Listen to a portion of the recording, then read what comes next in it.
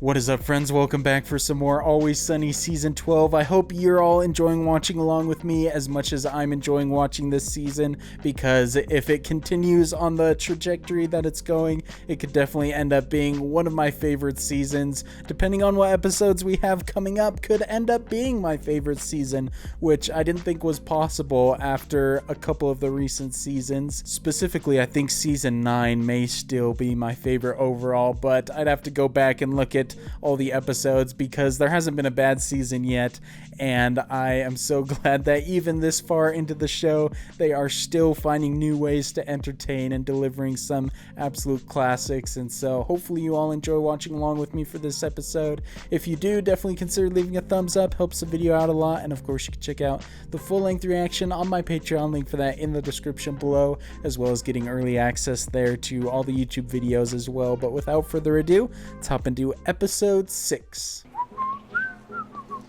What's going on with you? Are you limping? I've just been working out on this new exercise bike I got. What's with the editing right now? Why'd we cut away from Frank so quick? He trying to play some bingo? Oh man, look at this. Dog.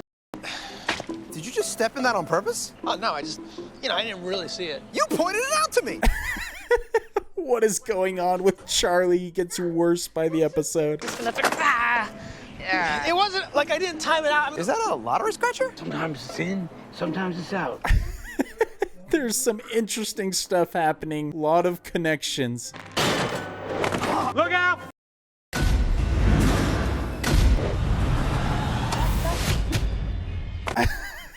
Dude, what the heck was up with that? Frank, you menace. I guess it got their attention. Called me the F word. I'm a hero. That's like a hate crime. That's hateful speech, really man. Yeah, he saved his life. What a dilemma, dude. So that's what the episode's about. They did a perfect job at setting this up. It could go either way. Lot to talk about for sure. Motion to present Articles of Confederation. Motion denied. Oh, shut up. You don't deserve anything. Excuse me. Oh goodness, man. This guy is in for a wild ride, whoever he is. I wanted to bring in a third party and deliver a final verdict. Frank committed a hate crime. You want me to figure out whether or not a hate crime has been committed? What? No. No. Way off. No. How is that way off? What do they want? A $2 scratcher lottery ticket. You've hired an arbitration attorney to figure out which of you is entitled to a $2 scratcher? Now you're getting it. What a freaking curveball, man. I really thought we were gonna dive into the hate crime stuff. Is it Phil? Is your name Phil? Phil, yeah. It is Phil? It's Phil. This ticket represents hope, okay? Potential. The very foundation upon which this group rests. His monologues are so great. How the heck are they debating this? And it's $2. I guess it could be more if they win. Do we all agree to those terms? We would like to thank you so much for taking our case so last minute. What a brilliant cut. How many are they going to go through by the end of the episode? Who purchased it? Thank you. Well- That was me. I actually bought the ticket a couple of weeks ago. As I was putting my book into my purse, the ticket flew out and landed on the ground. I mean, it looks like it went down exactly as I saw it, but maybe she's lying. Why hadn't you scratched the ticket? As long as you don't scratch it, then you're not a loser. In fact, you're a winner. God, That is so sad. so pathetic. The old Schrodinger's lottery ticket right there. So even if they win, is it gonna be too late? The scratcher ticket, the candy sour worms, the pack of cigarettes. How can a woman who makes less than minimum wage afford such impulse buys? Oh man, the music is killing me. Love the black and white flashbacks. I have Parkinson's disease. At least I have a 46% chance according to a DNA test I took. The medical journal was because I'm trying to learn as much as I can about this. Because it's the gang, I'm not sure I believe that's the reason for everything. That would be pretty terrible though. You see, Dee and I had a deal. I give her money for coffee. She's instructed to give a very generous tip to the cashier, Cassie.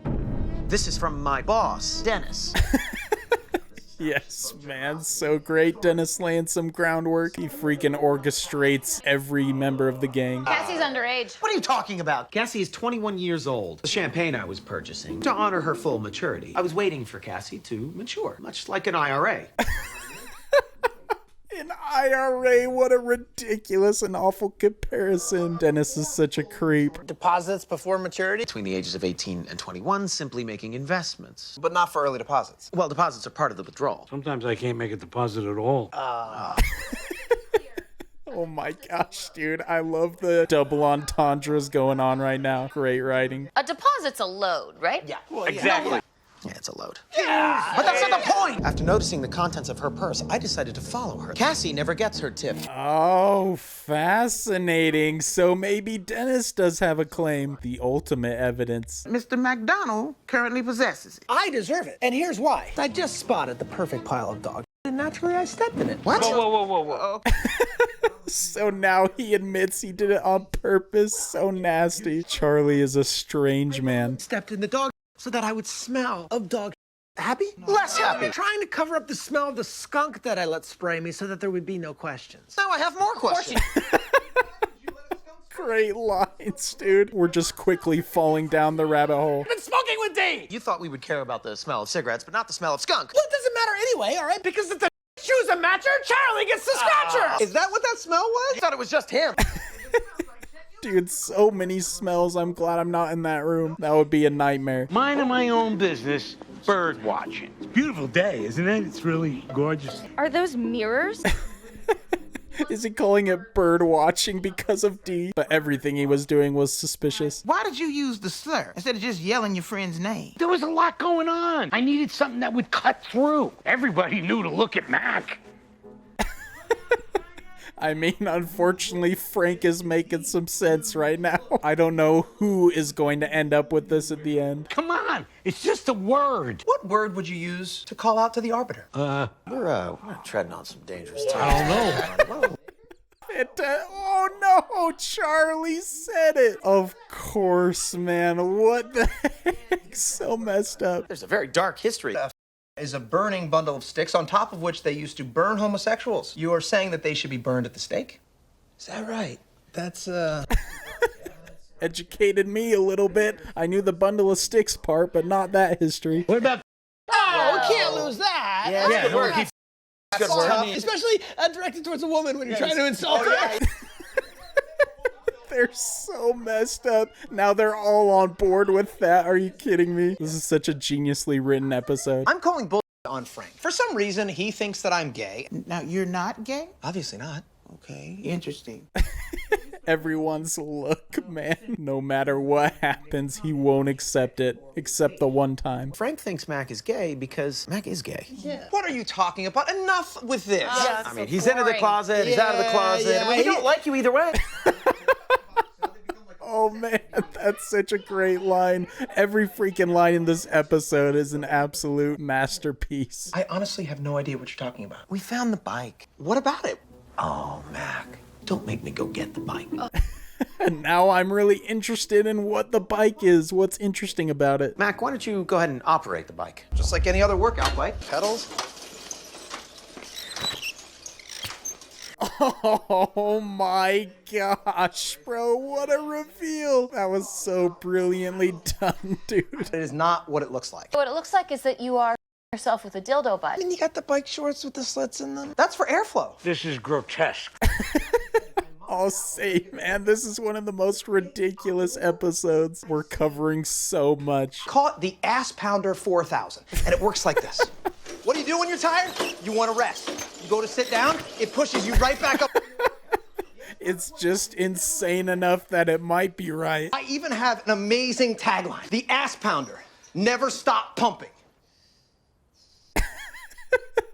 Oh my gosh, man. He's an absolute genius if he came up with this on the spot. Wild enough that I might actually believe him. This is just the work of a man who's an extreme sexual deviant. Gay or not? I will make my decision based on fairness and compromise. There's no way anyone's gonna be satisfied with the answer. Okay, I think I'm all caught up. What's the verdict? Yeah, what do you got? Mr. McDonald is in possession of the ticket, so he has ownership. Wait, man, does that cut mean she gave an answer and they hated it, so they got someone new? That's so excellent. 50-50 split. He did use disgusting speech. It's not technically hate speech, since Mr. McDonald does not claim to be gay. Oh, does that mean if I claim to be gay, I get all of it? Oh man, if this is what finally makes him admit, what a turn. As soon as he gets that ticket, he's going back in the Yeah, closet. he's gonna stay out, which he won't, I guarantee. Fine, whatever. Yeah, I'm out. Excuse me. Would you please? This is such a genius episode. What a great script. Let's see what we have here. Wow, you're a winner. How much? $10,000. Mac rules. Wait, what, man? Is this real? I can't believe it. Just go back in the Do it closet. now. Might as well just do it. I don't know. Maybe I'll stay out. Really? Yeah. Doesn't matter. You can just go back in. No, I think I'm out now. I'm gay. Actually, feels pretty good. Whoa, man. Didn't expect some genuine development there at the end. Good on Mac. Wow. Finally. Good for him. Absolutely. I'm happy for him. Take care of this. What's this? That would be a bill. Oh, money stuff. That goes to Frank. Oh my goodness, dude. Something else has to happen by the end of this. $9,986. You guys aren't cheap. You know, the arbitration was Mac's idea. Let's let him pay for That's a it. great idea. Oh my gosh. Dude got all the money and is gonna lose it instantly paying for it. Poor guy did just come out over a $14 scratcher. Oh no. Oh no. I do still hate him. It's not a gay or straight thing, No, is it? it's a Mac thing. Yeah, it's a Mac. Back thing.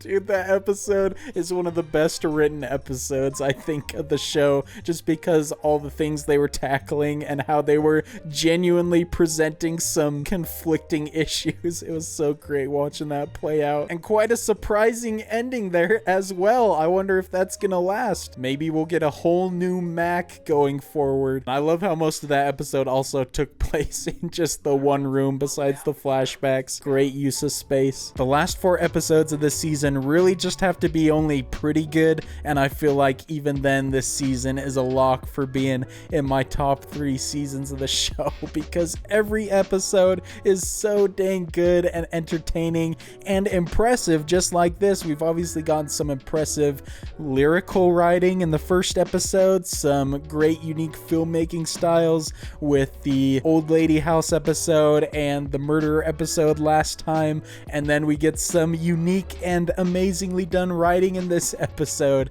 This one really is just all the credit to the script, mainly because it just took place in the one room, but the dynamic between all the characters and the changing arbitration people was just so brilliantly done, and I love the reveal there at the end with Mac as well. But I also really love that they threw a curveball at us early on with the main issue being about ownership over the lottery ticket, which is such a Sunny technique to take some issue like they set up initially and then just flip it on its head and do something different. But one of the most impressive things about the show's writing, which has happened multiple times before this episode as well, is the fact that they can tackle topics like this, even do some educational stuff in this episode, but do it in a way that's not preachy or anything like that, or feels like they're pushing any sort of agenda or anything like that. I don't know how they're able to do it, because I don't think I've ever seen a show do it quite at this level while being so